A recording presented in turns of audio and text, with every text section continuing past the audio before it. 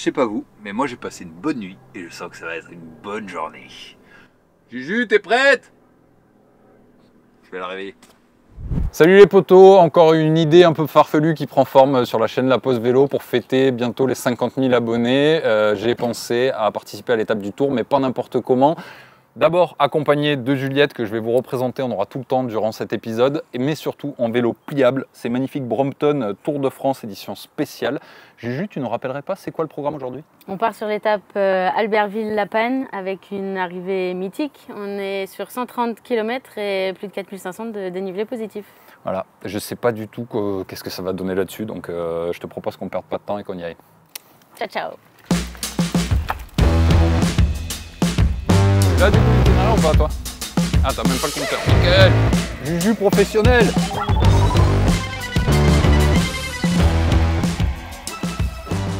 Après avoir passé une bonne nuit dans le van, même si bon, le temps de s'installer, j'étais arrivé relativement tard, on a quand même bien dormi. On s'est réveillé à 7 h. C'est l'avantage aussi de ne pas le faire le jour J, c'est qu'on n'avait pas trop de contraintes horaires, mais malgré tout, on savait que ça allait prendre beaucoup de temps de finir, donc il ne fallait pas trop qu'on traîne. On s'était dit départ 8h30, allez. Sauf que forcément, il y a toujours des modifications de dernière minute à faire sur les vélos, on a fait quelques petits changements, donc ouais, j'ai perdu un peu plus de temps, je dois dire que c'est pas mal ma faute. Juliette a été sympa, elle s'est occupée de tout ce qui était ravito, y compris petit-déj. Donc après un bon petit-déj, remplir les poches, faire les derniers réglages sur les vélos, eh bien on est parti sur les coups de 9h30 avec une bonne heure de retard. Mais en sachant qu'on s'était fixé de terminer dans la barrière horaire, c'est-à-dire 10h30, et que d'après nos calculs, sans gros pépins, c'était faisable. Sortie d'Albertville, petit passage sur piste cyclable. T'es stressé, Juju? Je te sens tendu là. Non, ça va. Je suis bien accompagné, ça réduit le stress. On commence par du plat. Ce qui a été plutôt chouette, c'est qu'on a croisé des groupes qui faisaient leur déblocage pour le lendemain. Ah mais ça c'est bien ça, c'est gentil. Ça c'est de la belle bicyclette ça. Donc on a pu prendre des roues. On a pu aussi échanger quelques mots sympathiques. Et du coup, le plus longtemps vous nous amenez, le plus on est haut. Hein. C'est qui a le plus gros cul? Qui nous laisse la place derrière? Ok, donc Gemal il va me donner les recos parce que il a déjà fait la reco du début du parcours. On profite un peu des roues là, comme dans l'étape du tour classique quoi. Et alors tu me disais, Ugine c'est assez roulant? Alors du coup ouais, Ugine c'est plutôt roulant. Et après gros morceau ça va être Col des Prés. Col des Prés, ouais, le plus redoutable, hors catégorie. Là c'est vrai que c'est bien pentu. Quand on commence à arriver à Arèche et après c'est vrai que la route se rafraîchit. Ouais. Et là c'est plus de 9%, même jusqu'à 13 14. Là c'est vrai que c'est vrai que... Ouais, là je pense que le Brompton il a pesé. Bah, c'est du watt. Il va falloir que ça tienne la distance.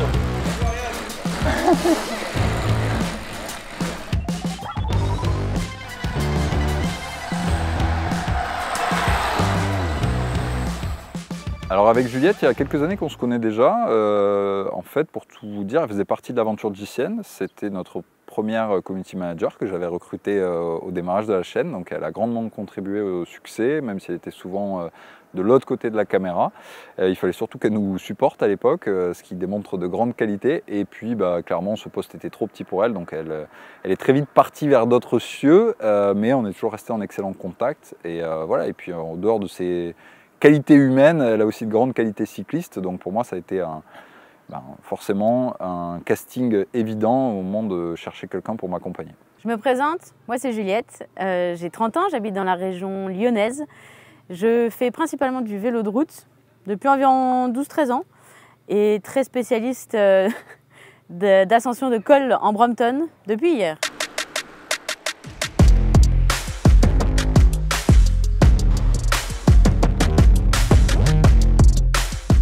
Bon Juju, tu connais ma réputation, hein. Une aventure avec Potoflo, sans la pluie c'est pas une aventure, donc on nous l'avait promis, et là voilà.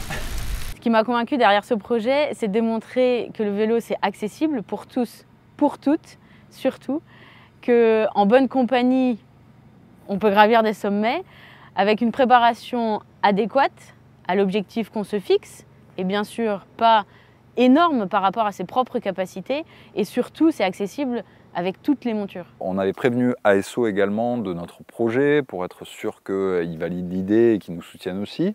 Tout le monde était enthousiaste, mais quand même ASO, ils ont été vérifier un petit point dans le règlement en se disant on voudrait être sûr que c'est possible. Et un peu en dernière minute, on nous apprend que il nous faut au moins des roues de 20 pouces pour participer à l'étape du Tour. Et il se trouve que derrière moi, c'est du 16. Et donc on était un peu coincés, mais on était allé beaucoup trop loin dans ce projet, on était beaucoup trop enthousiastes et entouré de gens qui l'étaient encore plus pour s'arrêter là. Donc on a cherché un plan B et très rapidement l'idée de le faire la veille de l'étape s'est imposée comme la meilleure des solutions pour partager en fait l'atmosphère, les conditions, les routes nettoyées dans les mêmes conditions que le lendemain. Le fléchage, etc. Donc voilà, c'était le plus logique. Et d'un autre côté, j'ai envie de dire que c'était presque un mal pour un bien parce que ça nous a permis aussi d'avoir plus souvent Thibaut qui nous a suivis à la caméra pour vous partager aussi de plus belles images que si on avait été dans l'étape du Tour où il est plus compliqué clairement de suivre un duo à part avec des images embarquées.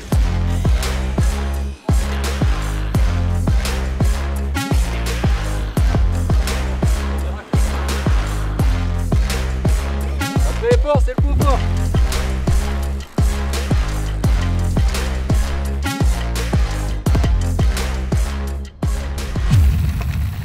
Allez, petite pause. Après 1500 D+. Ah, t'as checké? Ouais. Bah écoute, on est juste avant les saisies. Donc ici c'est quoi? C'est Crévolant. C'est ça? Si je me souviens bien, on redescend un tout petit peu et on attaque direct les saisies. Et après, c'est les gros pourcentages qui nous attendent. Hein. Donc moi je vais me mettre une petite veste quand même parce qu'il commence à faire frais. C'était de la rigolade. Hein. Oh, rigolade. Toujours Brompton quand même. Ouais. Mais ouais, je dois avouer pour l'instant ça passe bien. Pourvu que ça dure. Allez, on s'habille, on y va. Tu vois, rigolade, bon, on a fait 45 bornes, mais déjà, vous allez me dire, j'ai pas mis de gants aussi, c'est ma faute. Est-ce qu'on n'allumerait pas la lumière? Où c'est que ça s'allume ça? Allez, mais Juju! La pluie, elle s'est pas barrée. J'ai fait, comme tu dis, il faut du temps. Moi j'ai fait tout ce cheminement là. Tous les ans, on me propose de faire l'étape du Tour dans différentes conditions. Et en fait, j'ai toujours dit pourquoi pas, mais l'idée serait d'en faire une vidéo. Et pour partager quoi? Si c'était juste partager ma performance, je trouvais pas ça ultra intéressant. Il y en a déjà plein qui le font et des gens qui vont plus vite. Voilà, donc je voulais un angle un peu différent. Et j'ai sorti ça comme ça en disant ok, mais il faudrait quelque chose d'un peu fun et qui donne un message que le vélo finalement c'est pour tout le monde, quelle que soit la monture, et même l'étape du Tour c'est faisable, alors pourquoi pas la faire sur un Brompton. Ma blague est arrivée jusqu'aux oreilles de Brompton qui forcément devait rêver depuis des années d'avoir quelqu'un d'assez fou pour se lancer ce défi et ont été emballés par le projet, m'ont dit qu'ils allaient me soutenir si je voulais le faire. Et très vite, l'idée d'ajouter Juliette au projet a semblé assez naturelle parce que si le but était de démontrer que le vélo c'était pour tout le monde, il me fallait un duo, il me fallait une femme et j'étais convaincu, connaissant Juliette, que c'était la personne parfaite. Elle a fait encore Paris-Roubaix cette année avec 180 bornes. Voilà, elle a plus de bornes que moi. En plus, clairement, vu le profil, son gabarit, elle est l'avantagée. Il fallait juste arriver à la convaincre qu'elle pouvait le faire et en plus de ça, qu'elle était plus qualifiée que moi. Mais ça va, je pense avoir trouvé les bons arguments. Ma bonne surprise du jour, c'était vraiment une facilité entre guillemets dans les ascensions parce qu'on a vraiment adapté nos braquets et ça fait beaucoup. Quand on part sur une aussi longue journée, clairement ça a vraiment tout changé de changer le plateau. On est passé de 50 à 44 dents. Pour celles et ceux qui n'ont jamais piloté un Brompton, mais qui ont déjà piloté une trottinette, c'est un peu le même ressenti. Dans le sens où on est haut, on a des petits trous et chaque erreur peut quand même être un peu fatale. Très vite, après un premier tiers assez roulant où on a beaucoup discuté, qui est passé rapidement finalement, on s'est rendu compte que c'était un vrai défi, hein, c'est ce pourquoi on était là. Et on a commencé, moi personnellement, dans le col des saisies, en tout cas à sentir dans les pattes que ça allait être dur et que ça allait être long. Surtout en voyant les nuages aussi, on a commencé à s'inquiéter de notre descente. La pluie était annoncée, comme dans tous mes défis, donc on n'y a pas coupé. Dans la descente des saisies, on a vraiment pris le déluge. Et c'est vrai qu'en Brompton, descendre c'est déjà particulier, mais descendre sous la pluie un col de première ou hors catégorie, c'est encore autre chose. Donc là on a mis de côté toutes nos ambitions de pilotage et on s'est dit priorité à la sécurité. On a vraiment fait attention, on a été beaucoup sur les freins. Et d'ailleurs, après la descente avec Juliette, on s'est fait la réflexion qu'on avait quand même bien les mains endolories et engourdies d'ailleurs, de par le flat bar et avoir passé du temps sur les freins. Mais bonne nouvelle, pas d'incident, pas de chute et le défi pouvait se poursuivre.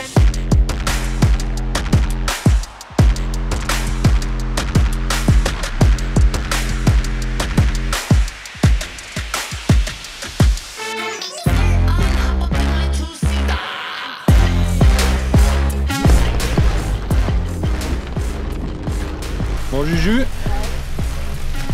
on est sur le point de passer la barre symbolique des 4 heures et j'avoue que d'un coup je l'ai senti là. Non, tu veux. Non, non, sérieux. Oui, tu veux. Mais je pense que c'est lié aussi à la pente là. Parce que le col des Prés, c'est pas la même. Hein. C'est pas les saisies là. Non, non. Et là tu sens que tu es sur un Brompton quoi.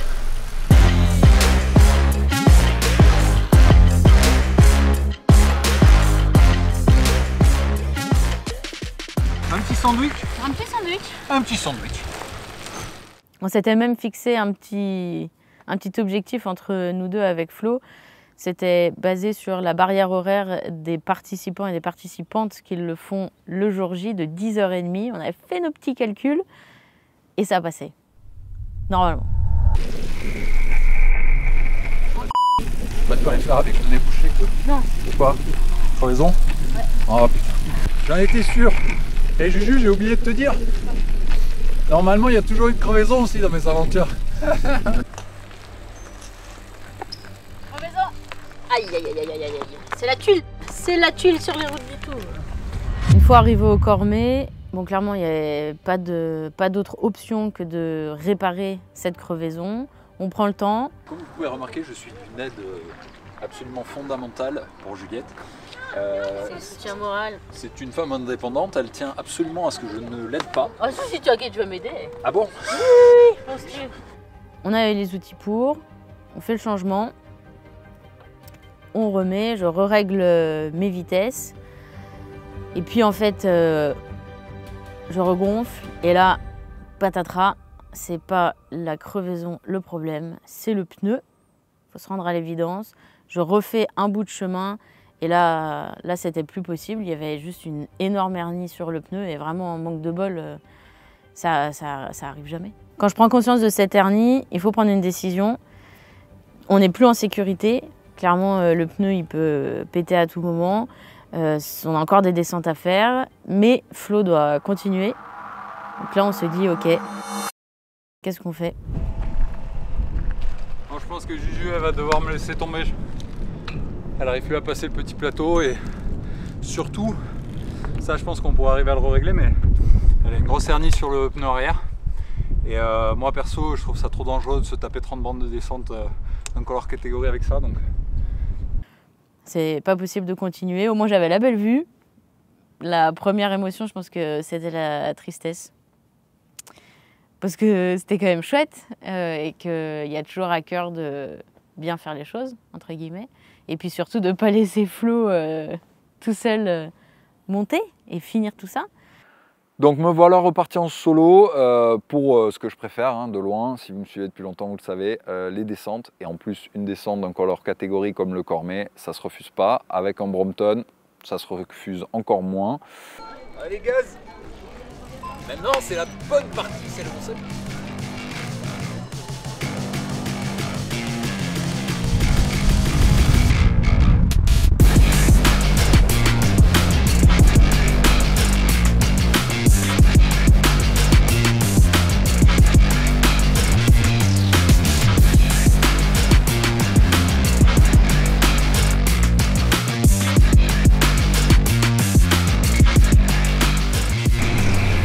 j'en ai l'impression en Brompton.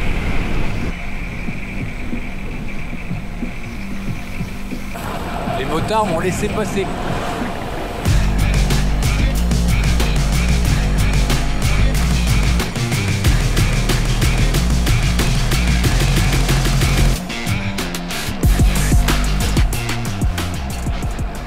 Alors je tiens à faire un disclaimer, je fais du vélo depuis 30 ans, je n'ai pas fait la descente à 100%, mais j'ai pris du plaisir, j'ai jamais dépassé la ligne médiane, mais forcément c'est une descente qui est à haute altitude, ça veut dire que la pression atmosphérique est moindre, donc il y a moins de résistance à l'air, donc on peut très vite prendre beaucoup de vitesse, surtout que le début de la descente est en ligne droite pendant très longtemps. Strava m'a indiqué une vitesse maximale à près de 87 km/h. Là il freine un peu. Là, il est à 75. Ensuite, il restait la transition jusqu'au pied de la Plagne qui est passée assez vite puisque c'est du faux plat descendant. Mais là, j'ai déjà commencé à ressentir l'effet de la solitude. Hein. Ça passe pas de la même façon quand on discute ou quand on est tout seul. Donc en fait, je me suis mis dans mon tempo en me disant il ne me reste plus qu'à essayer de mettre les dernières forces dans la bataille. Hein. Et c'est vrai qu'au pied de la Plagne, j'étais un peu grisé par ça et je me suis dit je vais essayer de monter à bloc avec ce qui me reste. Hein. Et la première partie de la Plagne, je me sentais vraiment dans un bon tempo. J'avais des vitesses qui avoisinaient les 11-12 km/h, toujours sur Brompton, hein, je le rappelle quand même.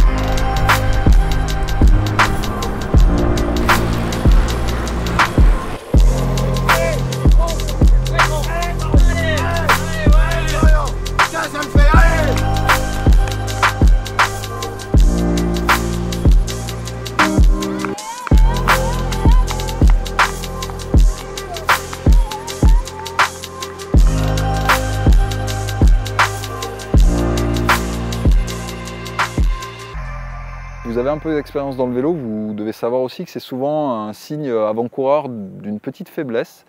Et voilà, j'ai eu droit, j'ai repris l'appui à 5 km de l'arrivée, et là ça a été long, ça m'a lâché d'un coup.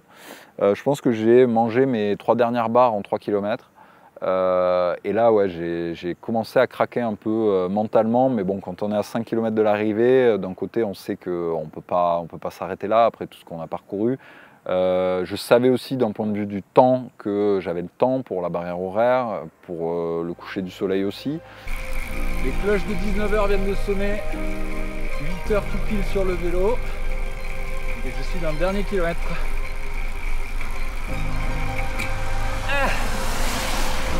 Là ça fait quand même 4 bornes que j'en chie. Barriéré, comme chez les pros. Forcément la veille ça manque un peu de public.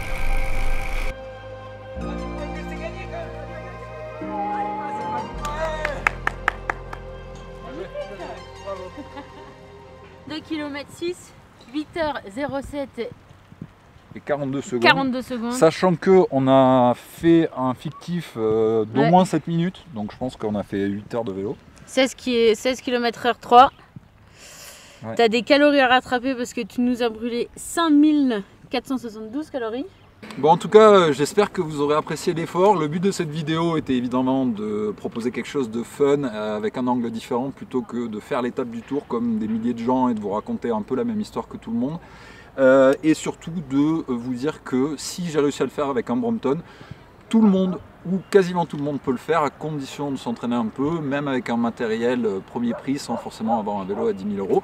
Évidemment, si vous avez les possibilités d'avoir une belle machine, faites-le avec et faites-vous plaisir aussi. Mais la beauté de l'étape du Tour, c'est que c'est ouvert à tous et c'est une fête. Je suis déçu, Juju, quand même que tu n'aies pas pu vivre au Sage Kobo avec moi, parce que franchement, à la fin tu m'as manqué. C'est long tout seul. C'est moi la première déçue, hein, mais bon. Bon, et l'année prochaine on fait quoi? Alors déjà on dîne et après on parle l'année prochaine. Ça marche. Bon allez, salut les potos, commentez, surtout partagez un maximum, je veux que ce soit la vidéo la plus vue de l'année parce que ça le mérite. Un message pour les filles qui nous regardent, quel que soit votre défi, vous en êtes capable. Pas de questions à se poser là-dessus.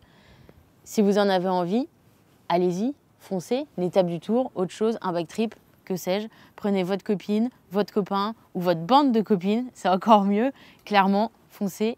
La seule question à se poser, c'est est-ce que vous en avez envie? Et si oui, basta. Allez-y.